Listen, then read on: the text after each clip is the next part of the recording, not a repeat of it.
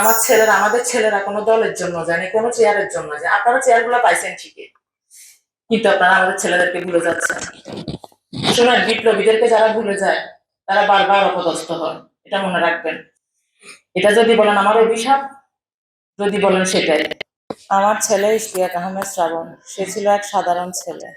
বই পড়তো, স্বপ্ন দেখতো, দেশের জন্য ভাবতো। এবার বলে যে আমাকে একটু দোয়া করি দাও, আমি চলে আসবো আম্মু।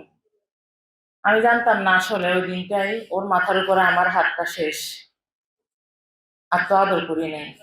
ভীষণ উত্তেজনা কাজ করছিল আমার ছেলের।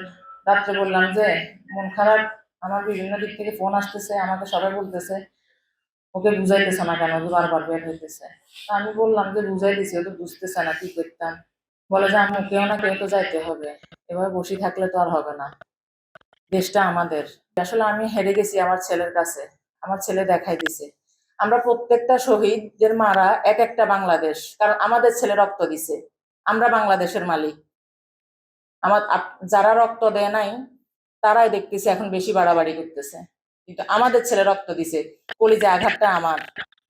মানুষ ভাবে আমরা আবেগ দেখাইতে আসি, আবেগের কোনো প্রয়োজন নাই, এটা আমাদের বাস্তবিক জীবনের একটা কথা বলি আমরা শুধু। আমরা টাইমগুলো পেস করতেছি। আমার ছেলের রুমের দিকে আমি যাইতে পারি না, সবাই ঘুমায়, আমি উঠে যাই। আমার সন্তানের বেডের দিকে তাকাই, আমার ভীষণ ভয় লাগে।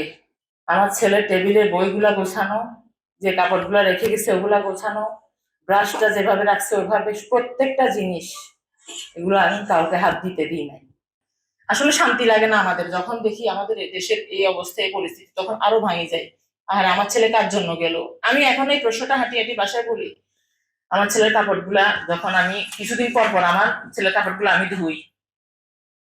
আমার ছেলে কাপড়ের সুগন্ধি পছন্দ করতো, কমফোর্ট দিয়ে কাপড়গুলো ধুই দিতাম, দেওয়ার পরে ওগুলো আমি কিছুদিন পর পর ধুই, আবার ড্রয়ারে ভাঁজ করে রাখি। তা আমি তখন বলি যে কেন গেলি, কার জন্য গেলি, ওরা তো তোদের কিছুই বুঝলো না।